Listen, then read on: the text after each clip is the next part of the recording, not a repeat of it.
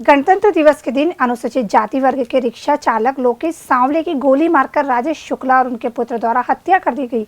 हत्या के बाद मृतक लोकेश की पत्नी और उसके 4 बच्चे बेसहारा हो गए, जिसमें 3 महीने का एक बालक 3 साल का और 2 बड़ी बालिकाएं हैं।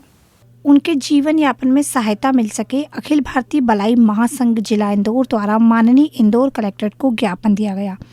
अखिल भारतीय बलाई महासंघ के राष्ट्रीय अध्यक्ष मनोज परमार ने मांग की है, मात्र गाड़ी टकराने के विवाद में जिस कार से आरोपियों द्वारा तुरंत गोली मारकर हत्या की गई, दूषित मानसिकता को दर्शाता है। भावनानगर क्षेत्र में 1 वर्ष के भीतर यहां 5वीं हत्या है। क्षेत्र में जल्द से जल्द पुलिस चौकी का निर्माण किया जाए, साथ ही आरोपियों पर तत्काल रिमांड में लेकर जुलूस निकाला जाए, जिससे आरोपियों में पुलिस का खौफ कायम रहे। भंवरकुआं थाना क्षेत्र में एक छोटे से विवाद को लेकर रिक्शा चालक के द्वारा कार में जो टक्कर हुई, इस बात को लेकर कार चालक राजेश शुक्ला और उनके पुत्र के द्वारा लोकेश सांवले की जो है निर्मम हत्या कर दी गई। मात्र छोटे से विवाद को लेकर गोली मार देना कहीं ना कहीं दूषित मानसिकता को दर्शाता है। और आज उस छोटे से गुस्से के कारण 4 बच्चे हैं वो अनाथ हो गए, पत्नी बेसहारा हो गई, माता पिता भी अधेड़ और उम्र दराज हैं। आज इनके बीच में कमाने वाला वो नहीं रहा। भविष्य में इनकी शिक्षा दीक्षा और जीवन यापन का संकट है। इस हेतु भले ही समाज यहाँ पर एकत्रित होकर माननीय जिलाधीश महोदय के समक्ष याचना लेकर आए थे कि संबल योजना के तहत इस परिवार को जो है मुआवजा राशि 4 लाख रुपए प्रदान की जाए। पूर्व में भी हमारी भले समाज के कई लोगों की हत्याएं और दुर्घटनाएं हुई।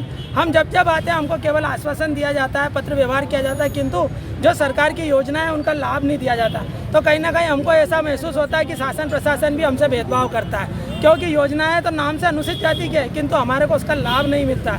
तो उस बात का भी आक्रोश हमारे साथ में था, हमारी समाज में था। और चूँकि भावनानगर क्षेत्र में यह 5वीं हत्या है, 1 वर्ष के भीतर 5 हत्या हुई, जिसमें 4 दलितों की हत्या हुई, तो वहाँ पर पुलिस चौकी का निर्माण किया जाना चाहिए, ऐसी हमारी मांग है। तथा पुलिस का खौफ कायम हो, अपराध कम हो, इसलिए आरोपियों का जुलूस निकले सार्वजनिक रूप से, ऐसी हमारी मांग थी।